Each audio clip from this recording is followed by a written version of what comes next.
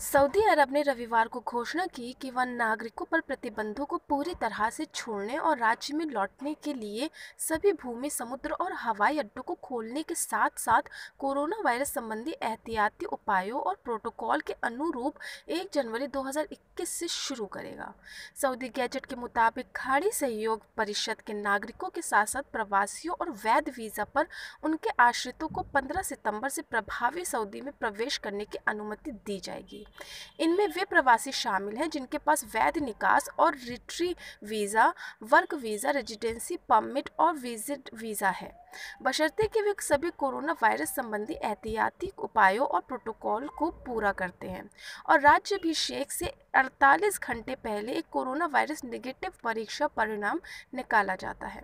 Saudi press agency ने आंतरिक मंत्रालय में एक आधिकारिक स्रोत के हवाले से बताया कि ये निर्णय सऊदी में महामारी का मुकाबला करने में नवीनतम घटनाओं के बारे में सक्षम अधिकारियों द्वारा प्रस्तुत रिपोर्टों के आधार पर लिया गया था। रिपोर्ट में कई देश में फैली महामारी की निरंतर उच्च दर पर प्रकाश डाला गया है, जिनमें से कुछ वर्तमान में महामारी की दूसरी लहर का सामना कर रहे हैं। प्रवक्ता ने कहा कि यह निर्णय 2020 के अंत से पहले इस बीमारी को रोकने के लिए एक सुरक्षित और प्रभावी टीका नहीं होने की संभावना के मद्देनज़र नागरिकों की सुरक्षा और स्वास्थ्य पर सरकार की उत्सुकता से भी बाहर है।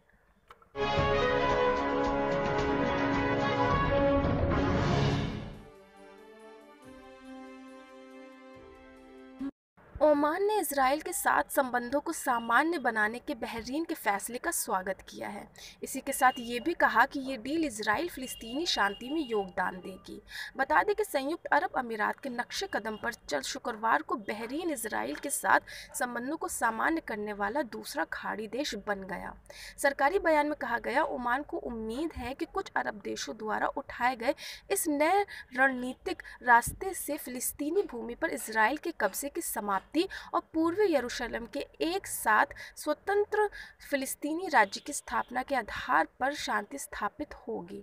माना जा रहा है कि इजराइल के साथ अब ओमान अपने संबंधों को सामान्य कर सकता है। दरअसल 13 अगस्त को यूएई इजराइल समझौते की घोषणा के कुछ दिनों बाद इजराइल के खुफिया मंत्री ने कहा कि ओमान भी उनके देश के साथ संबंधों को औपचारिक रूप दे सकता है।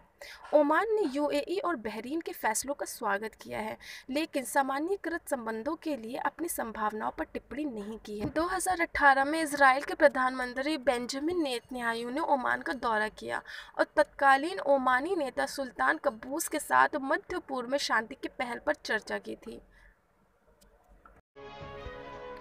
अगर आपको ये वीडियो पसंद आया है तो प्लीज़ हमारे चैनल को सब्सक्राइब करें और इसे लाइक शेयर करना बिल्कुल भी ना भूलें। इसी तरह अरब देश की खबरें देखने के लिए हमारे चैनल के साथ जुड़े रहें। और आप किस टॉपिक पर वीडियो देखना चाहते हैं कमेंट कर अभी बताएं।